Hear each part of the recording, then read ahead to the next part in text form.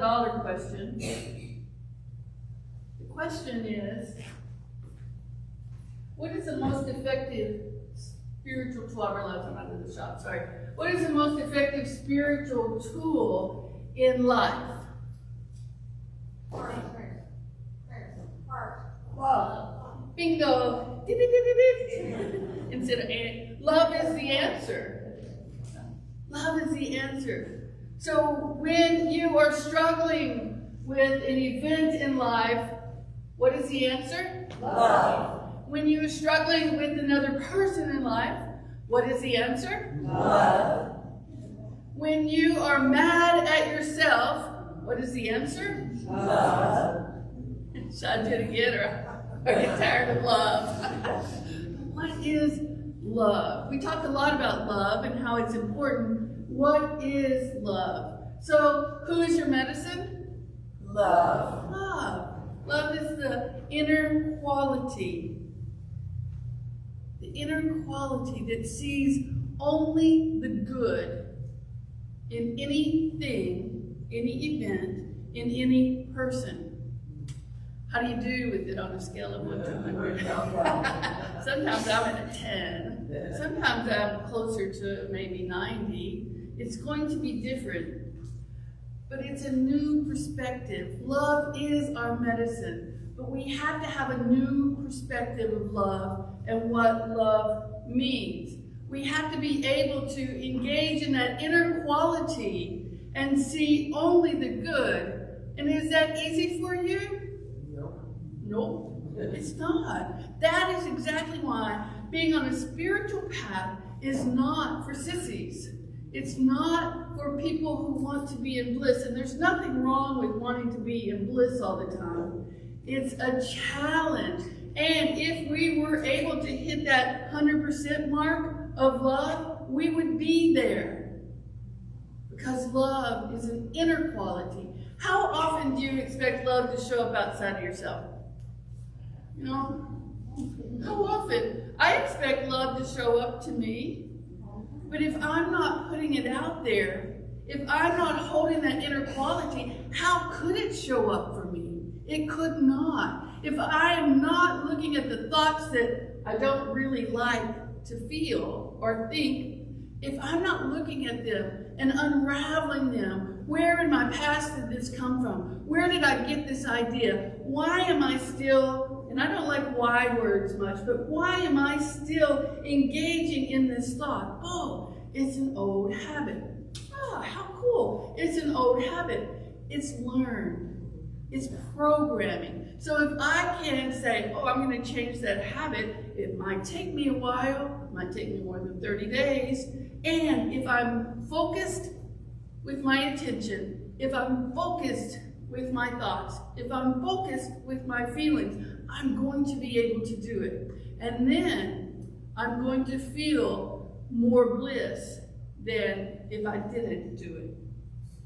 So give yourself a moment to think, what is the hardest issue in life for you right now? You don't have to say it out loud. Just think about it. What's the hardest issue for you in your life right now? And what's the answer? Love. That inner quality that sees only the good. Charles Fillmore, this comes from The Revealing Word, a book of metaphysics that Charles Fillmore wrote. When we are able to notice that we are out of alignment with love, we can bring ourselves back into alignment. Oh, I've gotten out here. I could judge myself. I could be critical of myself. I could blame myself. I could say, ooh, look where I am. Let me bring my focused attention back to love. And I can do that with non-judgment. So reach out. Sometimes I judge, because that's our humanness. Sometimes I judge. Go ahead and say it. Sometimes I judge. My desire is love. My desire is love. So sometimes I judge. Sometimes I judge. And my desire is love. And my desire is love. This is our desire. And do you know why it's your desire? It's my desire, it's your desire. Because that's who we are. When we are out here, out of alignment with love, then we are going to be triggered. And I have a meme for you, because I thought this might be a hard piece of medicine to swallow. Whatever triggers us also reveals what we need to heal. Ooh, that's right. Ooh. That's how I feel about it. It's so funny because I teach this to my ministerial students, and I teach this to students who are becoming credentialed leaders in the unity movement. And inevitably, one of the students says, well, the word triggered me. I said, good. Yay. How exciting. There's something for us to explore. And when we can take our judgment off of it, when we can take our criticalness off of it, when we can simply look at it as, wow, another growth opportunity, another place to explore, another place to open my heart to something I haven't been opening my heart to, another opportunity to realize, oh, look, I'm way out here, and all I have to do is bring myself all the way back here. It can be that easy. Now, we're fully human, we're fully divine, and in that fully humanness, do you ever, you don't maybe like to, but you unconsciously make things really hard for yourself?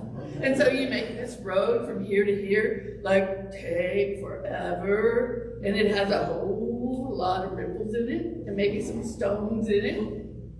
You ever do that? I do that all the time. But when we can play with this, and we can have fun with this, and we can be in spiritual community together with somebody who's going, oh, you're triggered. How exciting. What a lovely opportunity to love. What an opportunity to be more than we were yesterday.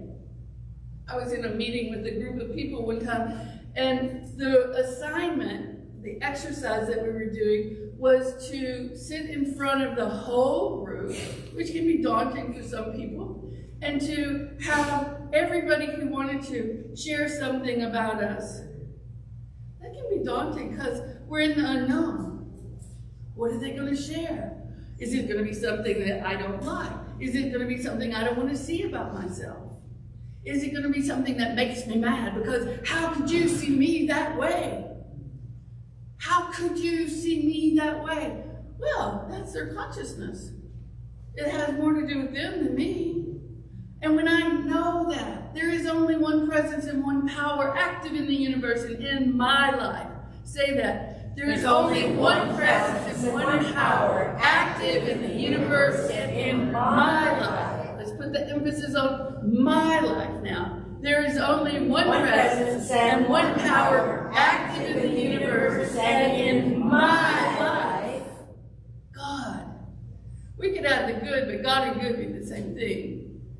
Omnipotence. When we know that, what happens out there does not have to have any impact in here.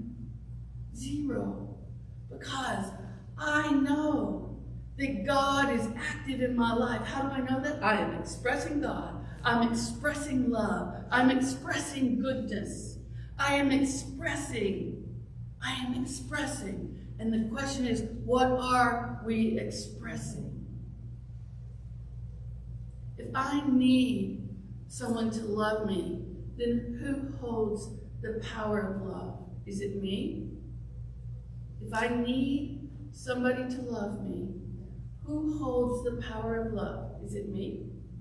If I need that person to love me, to feel really good about myself, the other person has that power. I can give it to them, and we do it regularly. We give that power to other people. I want you to like me. I want you to approve of me. I want you to love me. Am I loving myself? This is a hard lesson. This is really medicine, and we definitely need some sugar to go with it. But let's look at it another way. The most terrifying thing is to accept oneself completely. This is Carl Jung. The most terrifying thing for us is to accept ourselves completely. Why is that? Because what if we're wrong? What if we're wrong? But can we be wrong? We might be expressing love in a less than perfect way. We might be expressing love in a way that's less than effective. But the truth of us when we come back to it, is we are always loved. We are always loved. And we feel uncomfortable. We feel the discomfort, and it's hard to sit with the discomfort because we're out of alignment with the truth, the capital T truth, the love of us. And when we're out of alignment with the love of us, we're out of alignment with the God of us. Now, God, principle, is never out of alignment with us. Principle is simply expressing our thoughts and feelings. So it's terrifying to accept oneself completely. If you accepted yourself completely, could you complain about anything? Could you blame anyone? Could you gossip about anyone? No. We have not been programmed to live loving ourselves completely. But the beautiful thing is, here you are, and here you are online, and whenever you watch this, here you are. The beautiful thing is you're here to learn how to do that. Express that inner quality that sees only the good. No matter the person, no matter event, no matter the feeling, only the good. So can you see the good in your anger? Yeah, I'm seeing some heads nod and I'm seeing some eyes go back. Can you see the good in your anger? Can you befriend your anger? Can you recognize that true anger actually comes from the idea that somebody has stepped across a boundary? And can we say, excuse me, step back? We don't have to get all nutty about it. We can if we want, but we could simply say, excuse me, you're in my space. Would you please step back? Try that on. Excuse me, you're in my space. Can you please step back? When somebody is feeling sad, we can say, oh, I'm holding you in my heart because you're sad in this moment, but I'm seeing your wholeness. And I'm closing my eyes because that's how I use my imagination. I'm holding you in my heart. I hear that you're sad, and I'm seeing your wholeness. Try that on. I'm holding you in my heart. I know you're sad, and I see your wholeness. See, love, this inner quality of love, looks beyond what the world sees as not good, as negative, and I don't use that word very often, but I'm going to use it today. And love says, oh, no, no, no, no. Let's seek the good. Let's look for the good. There's a Toltec teacher, her name is Susan Gregg. She studied under Miguel Ruiz for a long time, and then she became a Toltec master herself. And she had a group of students, and she was in a country that was having a coup at the time. And she was teaching her students, they were on a journey trip, and she was teaching her students Toltec philosophy and teaching them how to apply Toltec philosophy. And the students went, and the teacher went right through the middle of this coup, and they saw this amazing square, and they saw these amazing people, and they were safe from beginning to end. They didn't even know they needed safety. And they got back to their hotel, and Susan Gregg turned on her TV, and her eyes got wide, and she said, wow, this is the power of love. This was going on around me, and I walked through it as if there was no need for safety, because where was her inner safety? It was within her. It was within her. She walked through this coup totally safe because her inner safety, her inner good was within her. It's a powerful story. She's a woman who lived in Honolulu for a long time. She lives on the Big Island now, but she lived in Honolulu for a long time, and she drove a Jeep Wrangler, and it didn't have any sides. And she would go Christmas shopping in Ala Moana Center, which is like the big shopping center. And at Christmas time, she would have her hands full of her bags, and she would take her gifts that she had purchased for other people, and she would put them in the back of her Jeep, her open air Jeep, and she would walk away, and she would come back, and there they were. Now, I'm not advocating that as a practice for you, but that's what she chose to do because she believed so much that there was only one presence and power active in her life. Now, she used a little bit different words, but it was the same truth. She was an amazing woman. She is an amazing woman. I've had the opportunity to be in contact with her at different times in my life and to sit in her presence and to read her book. And it says the same thing we're teaching. And she says the same thing. The Toltec mysteries say many of the same things. The most terrifying thing for us to do is to love and accept ourselves. And when we are accepting ourselves, we are loving ourselves. So my challenge to you this week is to notice every time, don't look at other people, look within. The inner quality, love is that inner quality that sees only the good. Look within. Where's the good? Where are you here? And what will it take to bring you here? And then next week, come talk to me about it. No one and nothing is against us. This is really the practice of love as an inner quality that sees only the good. Because if there is only good, if there is only one presence and one power, which I believe, could there ever be anything that is not good? There's a lot of things that feel like they're not good, but when we're willing to look for the good in anything, in anyone, in any event, we can find it.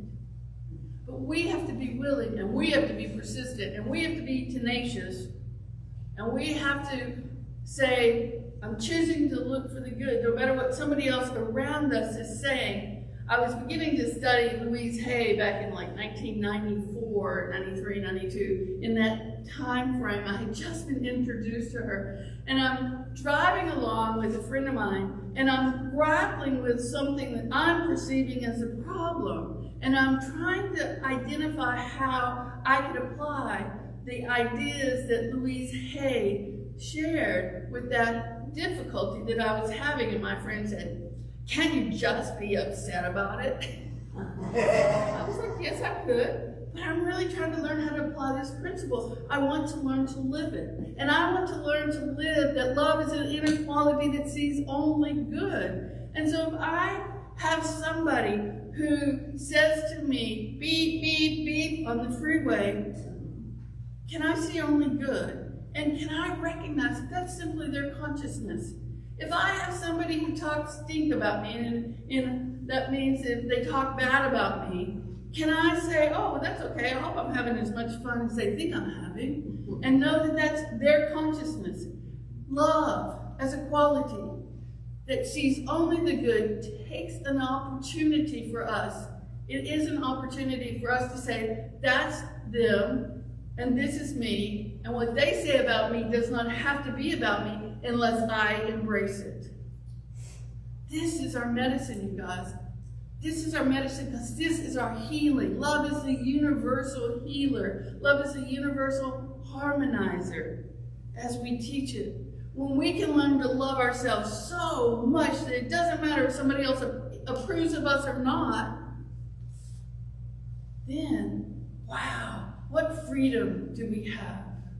And if we're, and I have students who say, but what if I, start to do this, or what if I start to do that? And my question usually is, if you're truly being loved, are you going to do this or that?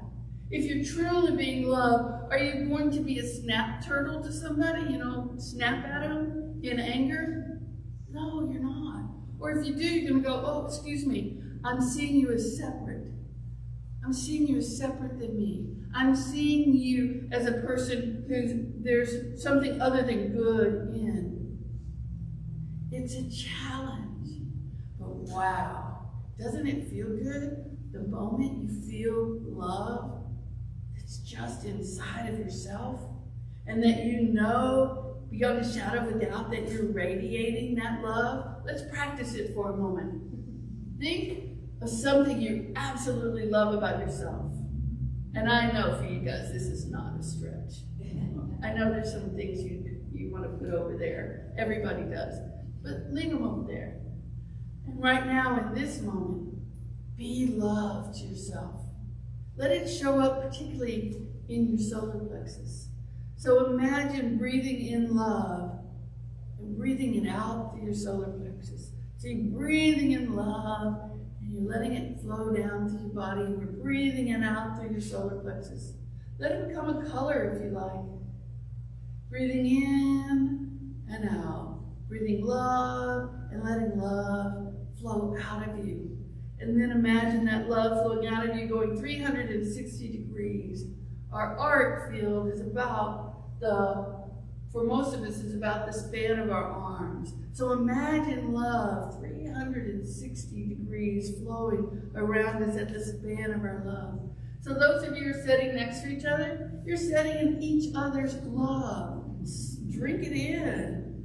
Drink it in. And then allow our love to fill this room up. And then what's going to happen? Anything that's unhealed within us is going to show up for us.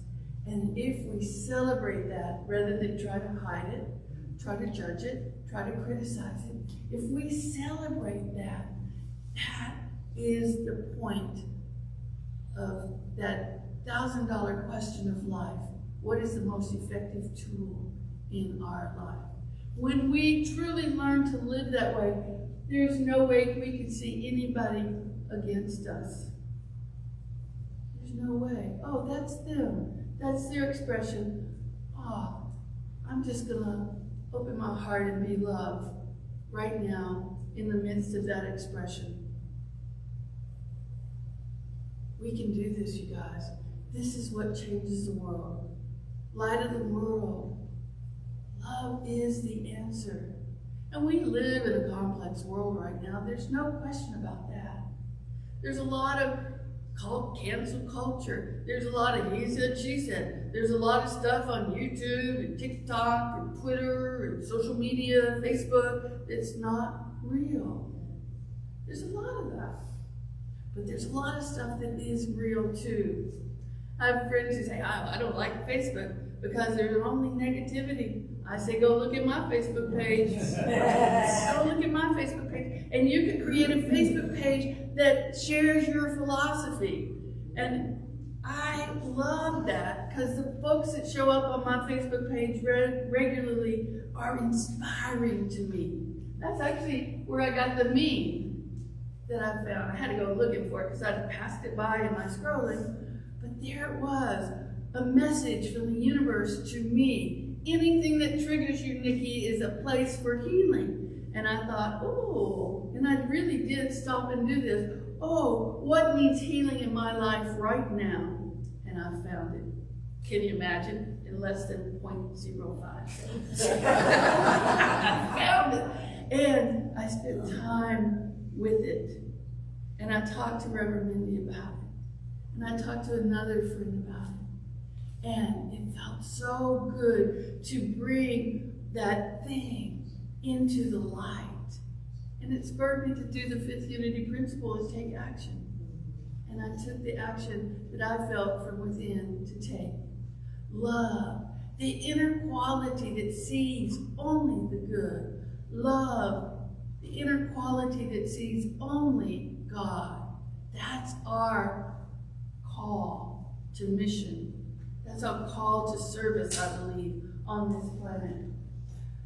The author of Romans, who we think is Paul, says, do not allow this world to mold you in its own image. Instead, be transformed from the inside by renewing your mind.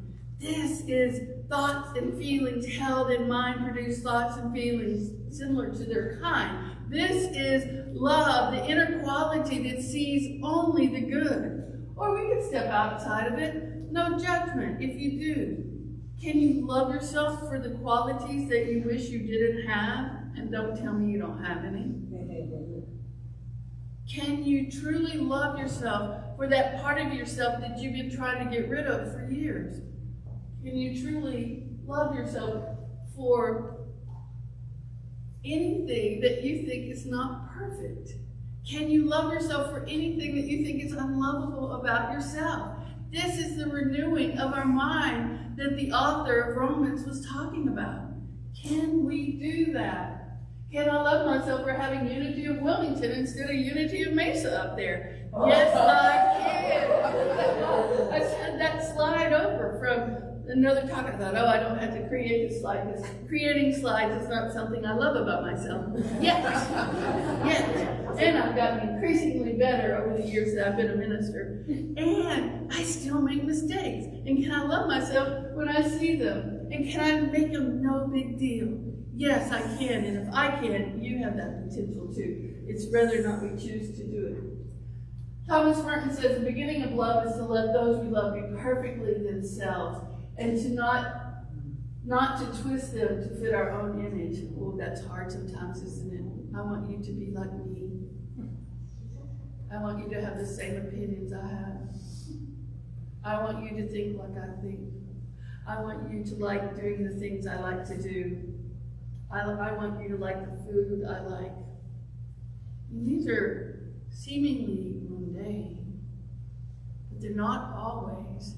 They can get in the way of the flow of our energy between each other. Otherwise, we love only the reflection of ourselves we find in them. Am I willing to let you be different than me? Yes. Am I willing to let you have different opinions than me? Yes. I might have to breathe a little bit when I hear some of them. Try that on. From your toes. Yay, we have different opinions. What can I learn from that? How can I see the world differently because you think differently than me and you're sharing it? You love me enough to share it. You love me enough to be authentic and be yourself around me.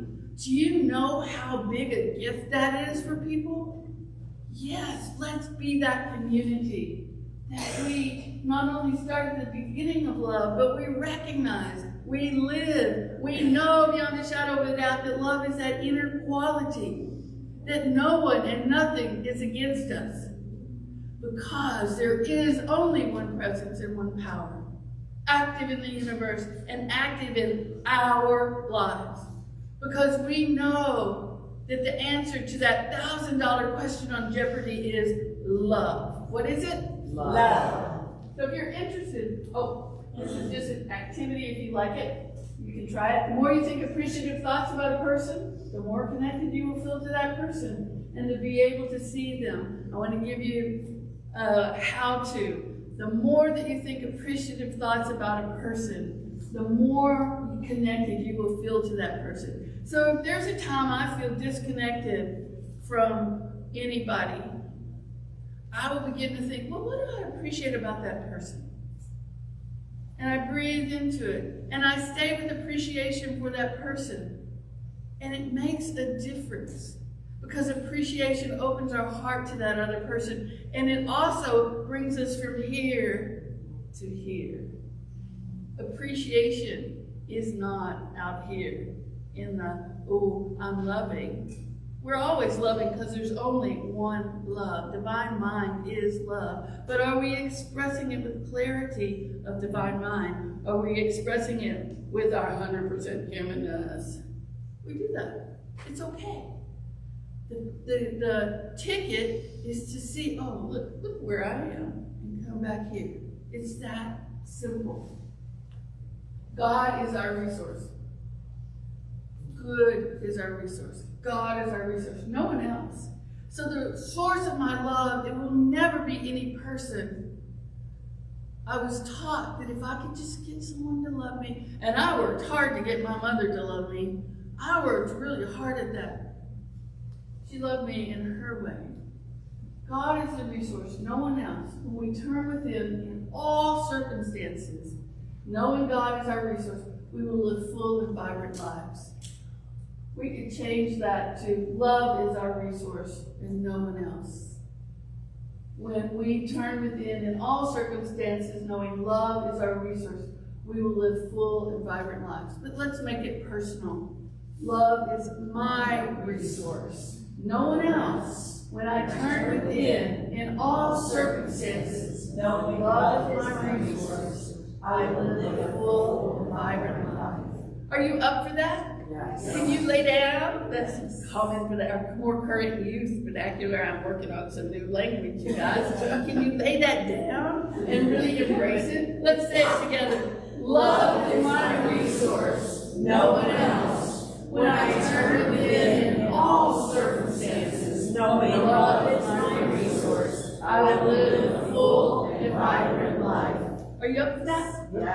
you want? A full and vibrant life? Let's make it happen. Let's start here. Let's work with each other, play with each other, share with each other, tell each other our successes. Tell each other how we felt loved this week when we come back next week. When you're in hospitality, share something about yourself that you love about yourself. And since we talked about it in here and you come up to me and say, hey, Reverend Nikki, I want to share something I love about myself, I'm going to say, yes, do it. So we don't have to be so awkward with each other because, you know, that's part of the human nature. Oh my gosh, I've been called selfish and I've been called egotistical for sharing these positive things about myself. But let's change that. Let's renew our minds and let who we are and our very truth live forth with each other, to share it with each other, to say, hey, I really like you and this is why. I really resonate with you and this is why. I don't know you very well and I want to get you to know you better. Can you share something? Are you guys up for that? Yes. Yes. What a beautiful community we have, and we are continuing to build here. So let's take this into meditation through our song, I Send My Love. So I'm going to ask you to really think about somebody in your life that you would like to send love to. Think about somebody in your life you would like to send peace to. Take a moment and think as we prepare to go into meditation.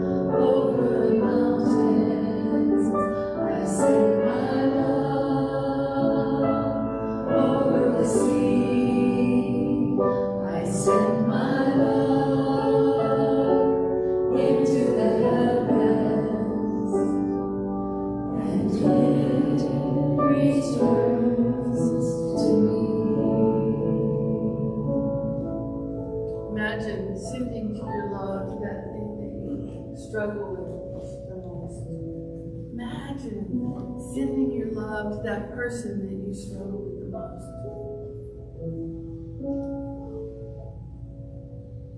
Imagine sending your love to that quality that is within you that you wish did not exist.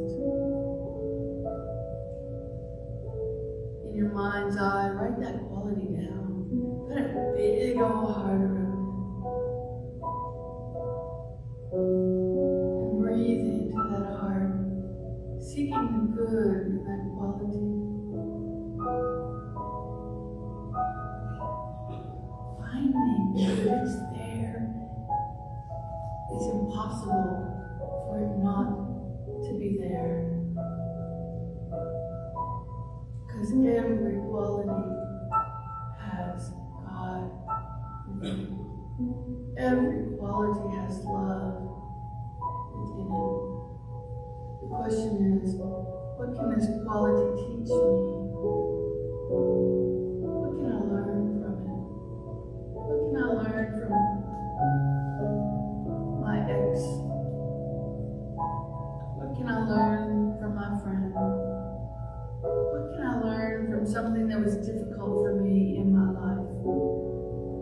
Maybe it was not getting that job I wanted.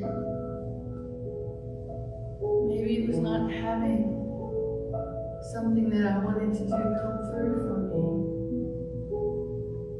What good came out of that? As I turned my lens to look backwards, how did good manifest better than I could even have imagined? Am I willing to seek deep within me to find the desires of my heart?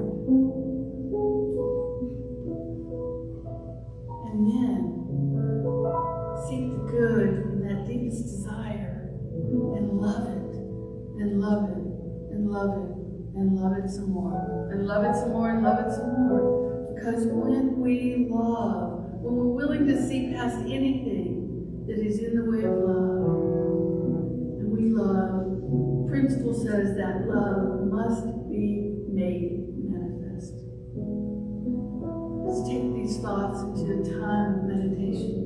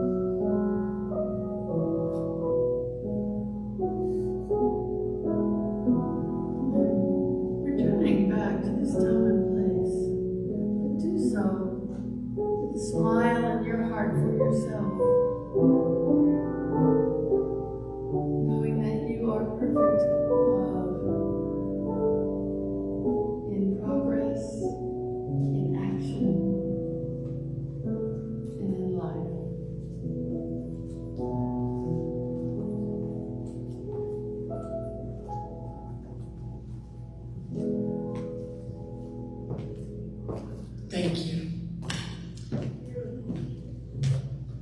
So just to piggyback on what Reverend Nikki said, yes, there's a lot going on in this world right now. And when people say that, oh, there's this and there's that, I respond with, I take love and sunshine everywhere I go. Because all I can do is control how I show up in the world.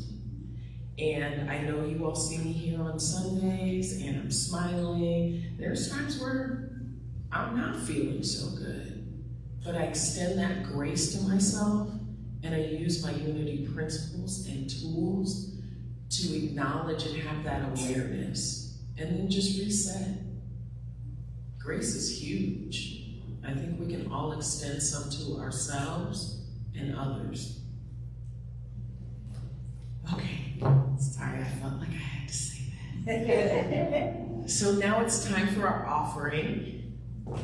And we are so abundantly blessed at Unity of Mesa. This church is amazing. And the way that everybody loves this church is amazing as well. I mean, hopefully you can feel it in this space right now. There are many ways to give. You can give online. You can go to the website. There's a section to click to give. You can use the Vanco app. You can also text, and there's the number right there, the 844-528-0827, or you can put a check in the mail, or during this process, the sacred moment, you can also give as the basket is passed.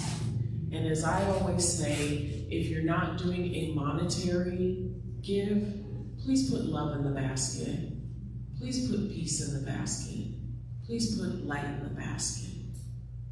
So let's say our offertory, saying, divine love flowing through me, blesses and multiplies all that I have, all that I give, and all that I receive, and so it is. And we are so grateful for each gift, and we are extremely grateful for each giver.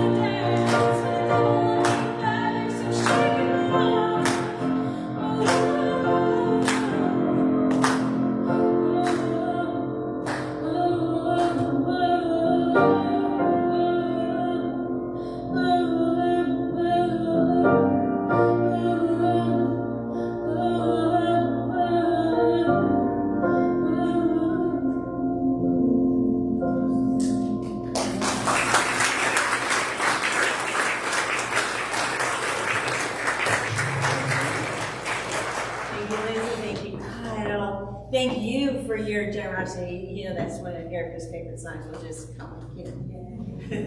Anyway, we are going to bless your offerings. We're going to bless your generosity with great gratitude. We say, we are one with the opulence of God. We are now in the flow of infinite abundance, and we give thanks for the prosperity that is ours by divine rights.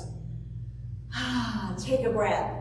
Know that prayer chaplains are here to support you. If you are a prayer chaplain, we're going to invite you to stand so we can get our eyes on you. We've got Audrey, we've got Delane, we've got John. These amazing beings are willing to stand with you and so reach out to them. We have hospitality in the community room. Thank you for those who have started to bring food to share. There's an abundance of deliciousness in there for you to partake of. I saw brownies. I said, we're gonna, after the service is over, we're gonna come right back to this place. Our board president, Erica, has something to share, and then Nikki and I have something to share as a result of our really delicious conversation, uncomfortable conversation that we had after service last week. So if you're interested in that, stick around. Otherwise, You guys can get up and dance if you want